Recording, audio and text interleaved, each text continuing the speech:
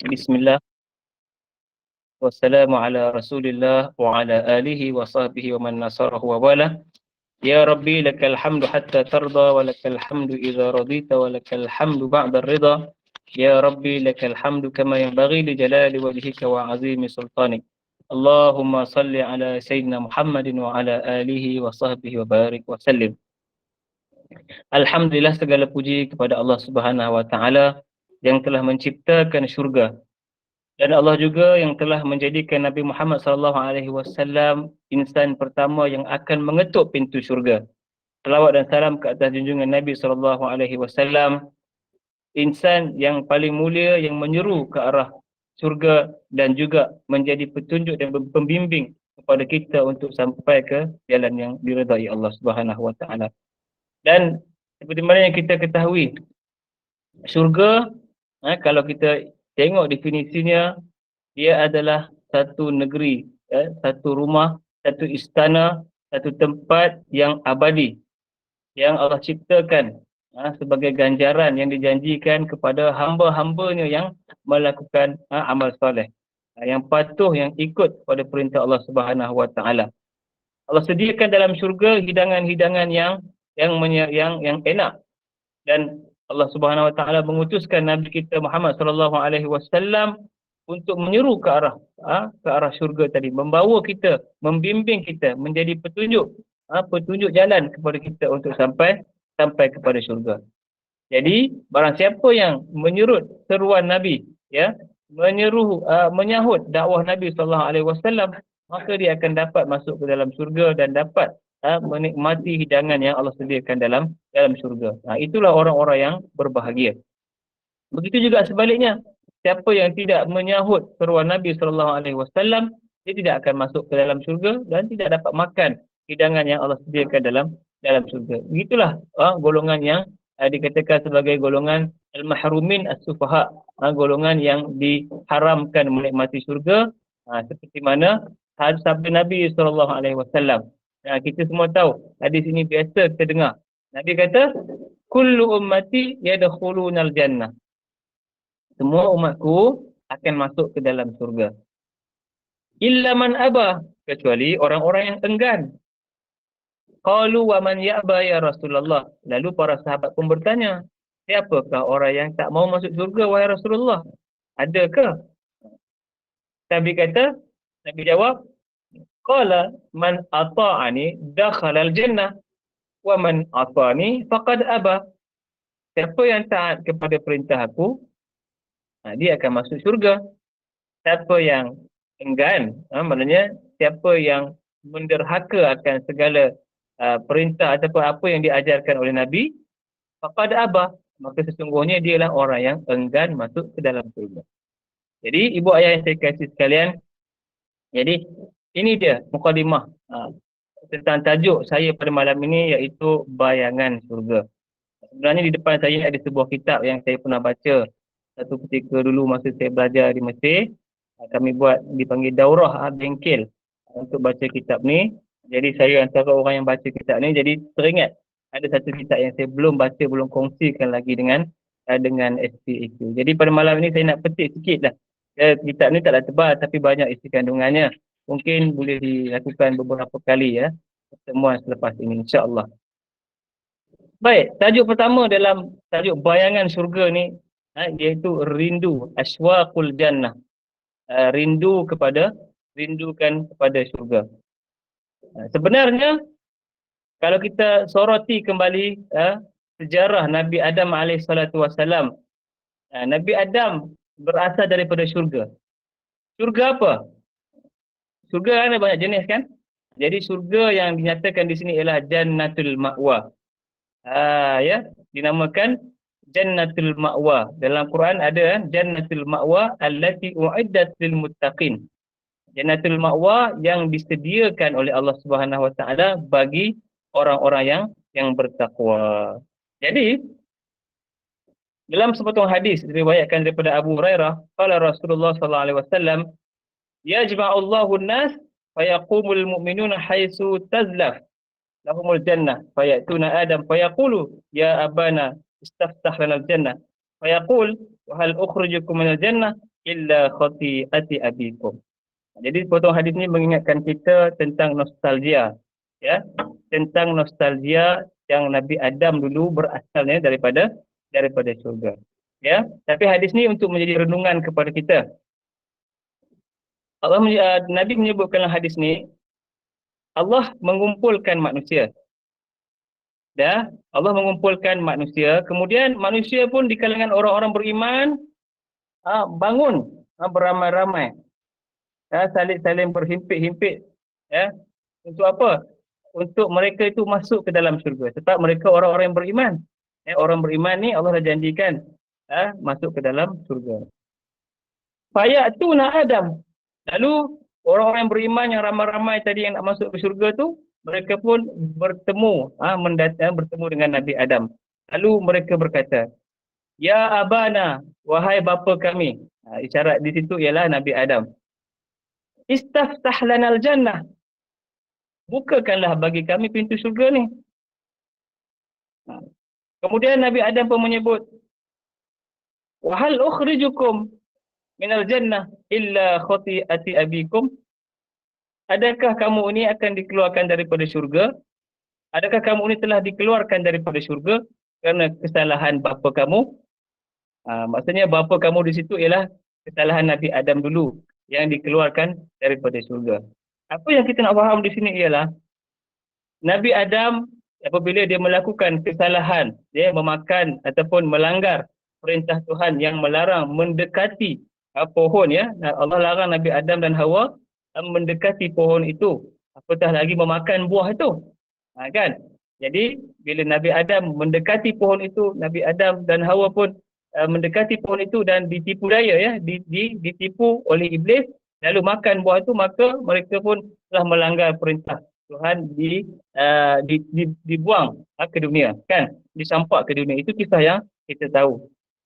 Jadi adakah orang-orang yang dikeluarkan daripada syurga, maksudnya tak dapat masuk syurga itu, adakah kesalahan itu disebabkan kesalahan Nabi Adam? Jadi maksudnya soalan tu kita kena lontarkan kepada diri kita. Kalau tak dapat masuk syurga, adakah kita nak salahkan Nabi Adam? Adakah kita nak salahkan orang lain? Adakah kita nak salahkan mak ayah kita? Atau kita nak salahkan orang yang terdahulu dan sebagainya? Pendek kata, soalan ni tidak boleh kita salahkan orang lain. Sebab semua orang akan dipersoalkan berkenaan dengan amalan dia sendiri. Sebab itu dalam hadis yang saya mulakan dalam mukadimah tadi, Nabi menyebut, Kullu ummati yadkhulunal jannah. Semua umat aku akan masuk surga, illa man aba, kecuali orang yang tak nak. Orang yang tak nak tu, dia sendiri yang memilih untuk tidak taat kepada perintah Rasul. Maka dialah yang dikatakan orang yang enggan masuk ke dalam surga. Jadi kalau kita renungkan lagi, seolah-olah apakah hikmah Nabi Adam AS diberi peluang berada dalam surga dalam satu tempoh yang tak lama, tapi pernah berada di surga. Ya, supaya apa? Hikmahnya. Secara mudahnya kita boleh katakan seolah-olah Allah Subhanahu Wa Taala nak memberikan satu kenangan kepada Adam. Inilah dia surga. Apabila langgar perintah Tuhan, dia turun ke dunia. Jadi seolah-olah Adam AS apabila berada di dunia akan hidup dalam nostalgia, dalam kenangan yang mana dia akan rindu untuk kembali. Bila turun ke dunia, hidup dengan berbagai perjuangan, dengan berbagai pertarungan, sama ada dengan manusia ataupun dengan hawa nafsu, dengan iblis dan sebagainya, maka dengan rindu kepada tanah air yang sebenar, iaitu syurga tadi, akan menjadi satu kekuatan, satu nostalgia, memori yang indah yang menyebabkan Adam berusaha untuk balik ke syurga. Jadi itu sebenarnya juga ke tempat tinggal kita. Itu juga menjadi satu perkara yang merangsang kita untuk melakukan ketaatan. Iman kita, ya, kita beriman, Allah Ta'ala menjadikan syurga untuk orang-orang yang beriman dan beramal soleh, bertakwa, kan? Jadi begitu juga kita nak kena fikirkan, kita nak kena tanam dalam diri kita bahawasanya kita bukan kekal kat dunia ini. Kita di dunia ini sementara dengan persediaan persiapan yang kita buat, kita nak balik. Ya, kita berusaha dengan berbagai-bagai usaha yang kita mampu, sebab kita tahu nilai yang sebenar bukan kehidupan di dunia tetapi kehidupan di hari akhirat. Sebab itu dalam hadis Nabi SAW, hadis yang lain Nabi menyebut al-kayyisu al-kayyisu man dana nafsahu wal amal lima ba'dal maut, atau kama qala sallallahu alaihi wasallam. Nabi menyebut orang yang bijaksana, ya, orang yang bijaksana ialah orang yang dana nafsahu, orang yang merendahkan dirinya.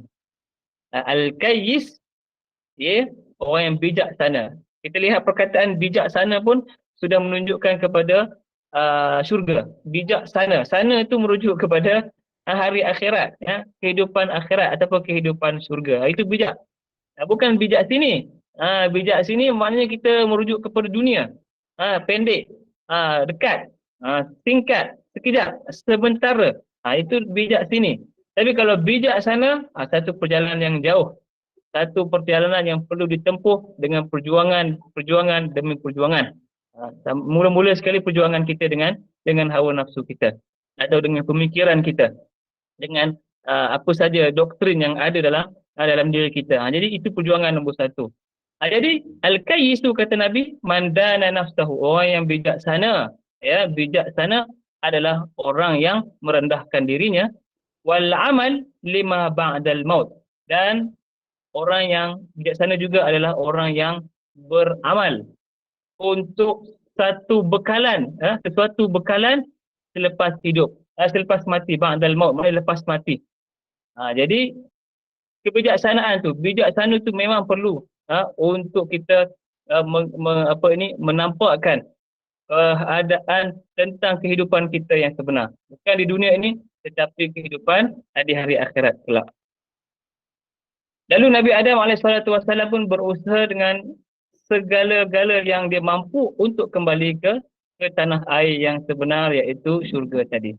Disebutkan lagi dalam kitab yang lain, Qasasul Anbiya, kisah-kisah para nabi, selepas daripada kesalahan itu, selepas daripada kesalahan Nabi Adam AS menghampiri pohon yang dilarang dan juga memakan buah yang dilarang tadi, Nabi Adam tidak lagi terjebak dengan apa-apa kesalahan. Sekali saja syaitan atau iblis berjaya menggoda dan menghasut Nabi Adam ataupun menipu daya Nabi Adam sekali saja, panjang hayat sekali saja, dan itu tidak lagi berulang. Tidak lagi berulang sehinggalah Nabi Adam AS wafat. Tidak lagi berjaya Nabi Adam digoda oleh iblis dengan apa-apa godaan. Jadi satu ibrah, satu pelajaran yang kita boleh orang kata ambil daripada babak ini, iaitu Nabi Adam sangat berpegang pada kebenaran, pada iman, pada amal soleh, pada menjaga hati dan sebagainya. Sehingga iblis tak lagi berjaya menggoda Nabi Adam AS. Betapa kuat, betapa padu, betapa mantap, betapa solidnya iman Nabi Adam AS. Sekali saja kena, lepas itu dah tidak berulang lagi, tidak melakukan lagi kesalahan, tidak melakukan lagi penderhakaan kepada Allah Subhanahu Wa Taala. Kita bagaimana? Kita manusia yang lemah, kita manusia yang pendosa. Kesalahan yang sama kita ulang lagi. Sentiasa kita ulang. Berulang-ulang kita buat benda yang sama. Salah yang sama kita ulang. Kita sedar, kita tahu, maka kita bertaubat. Kalau kita tak sedar, kita tak tahu, itu yang sedih. Ya, bila kita sedar, kita tahu kesalahan kita, maka kita bertaubat, istighfar. Mana ada manusia yang tidak berdosa, betul? Mana ada manusia yang tidak bersalah.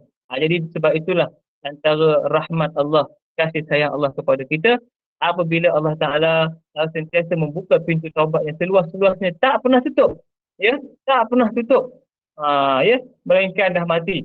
Melainkan orang tu dah mati. Tetapi orang yang dah mati pun, kalaulah dia ini melahirkan ataupun berjaya mendidik anak yang soleh, maka anak yang soleh itu mendoakan dia, juga pun menjadi asbab kepada syafaat, bantuan, pertolongan daripada Allah kepada orang tadi. Sebab anak dia anak yang soleh. Itu penting.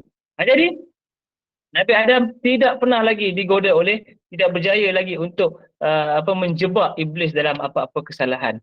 Tapi kalau kita hari-hari, setiap hari kita bersalah, setiap hari kita berdosa, setiap hari kita ulang kesalahan yang sama, setiap hari kita mengumpat orang, setiap hari kita mengadu domba orang, setiap hari kita menjadi batu api, setiap hari kita memfitnah itu dan ini kepada orang. Jadi setiap hari jugalah kita kena minta ampun. Setiap hari jugalah kita kena perlu istighfar. Setiap hari jugalah kita kena minta maaf kepada orang dan sebagainya. Sebab apa? Sebab kita sedar bahawasanya kita ini bukanlah insan yang istimewa, kita insan biasa. Insan biasa dengan ada ilmu, dengan ada pengetahuan, itulah yang akan membawa kita kepada jalan yang selamat. Jadi kita ulang lagi, bila keadaan Nabi Adam satu ketika dulu bila di syurga, ya, sebenarnya kita semua ni anak cucu Adam ada dalam tulang sulbi Nabi Adam. Ini nostalgia yang kita nak kena kenal, nak kena tahu bahawasanya kita ni ada dalam tulang sulbi Nabi Adam. Kan, seperti mana kita dulu dalam tulang sulbi mak ayah kita, kan, mak ayah kita dulu dalam tulang sulbi datuk kita. Semua keturunan manusia ini sebenarnya berada dalam sulbi Adam alaihissalatu wassalam ketika mana berada di surga. Ini bermakna kita juga berasal daripada surga. Jadi terbayang-bayang, ya, sepatutnya perasaan ini ada dalam diri kita, terbayang-bayang kita, nostalgia bagaimana Adam, iaitu datuk kita yang berada di surga kita, di surga dulu. Jadi pernah dia berusaha, Nabi Adam berusaha menjaga dirinya untuk balik ke surga. Dunia ini digambarkan oleh Nabi Adam ketika itu bagaikan sebuah penjara. Ya, apabila Nabi Adam turunkan ke dunia ini, digambarkan dunia ini bagaikan sebuah penjara. Sebab apa? Nak keluar daripada dunia ni, nak balik ke tempat asal, iaitu surga. Tapi bagi kita, bagi manusia yang leka, yang lalai, terbalik. Dia anggapnya dunia ini bagaikan surga. Dia anggapkan dunia ini bagaikan surga. Tapi bagi Nabi Adam alaihissalatu wassalam, tak, dunia ini adalah macam penjara. Balik, berusaha dah dia untuk kejar balik ke negeri akhirat yang abadi. Jadi kita nak kena ada rasa rindu, kita nak kena ada rasa nostalgic, kita memikirkan tentang asal usul kita yang datang daripada surga, yang mana kita akan balik. Kita nak kena balik ke tempat kita, membersihkan hati kita, membersihkan pemikiran kita, membersihkan amalan-amalan kita, membersihkan segala apa yang telah dikurniakan oleh Allah kepada kita. Jangan lupa kita untuk mensyukuri segala nikmat-nikmat Allah, kemudian kita berusaha keras untuk meningkatkan amal kita, untuk menjaga hati kita, untuk menjaga jiwa kita, supaya kita dapat bertemu dengan Allah Subhanahu Wa Taala dalam keadaan jiwa yang sejahtera. Jadi saya rasa setakat ini saja mukadimah tajuk buku Bayangan Surga pada malam ini. Kita jumpa lagi pada minggu hadapan, insya-Allah saya akan bacakan bahagian-bahagian yang penting untuk saya kongsikan bersama. Aqulu qawli hadza wa astaghfirullahal azim li wa lakum. Wassalamualaikum warahmatullahi wabarakatuh. Kembali kepada Puan Inun. Terima kasih Ustaz. Jazakallahu khair. Al-Fadhil Ustaz Muhammad Saiful Amar atas kesudian memimpin bacaan surah As-Sajdah, surah Al-Mulk dan juga tazkirah maghrib kita yang bertajuk Bayangan Syurga. Semoga sedikit sebanyak dapat membantu memberikan penjelasan dan kefahaman bagi kita semua, yang mana kenikmatan yang diberikan Allah Subhanahu Wa Taala di dalam syurga bersifat kekal, tidak pernah habis dan banyak tak terhitung.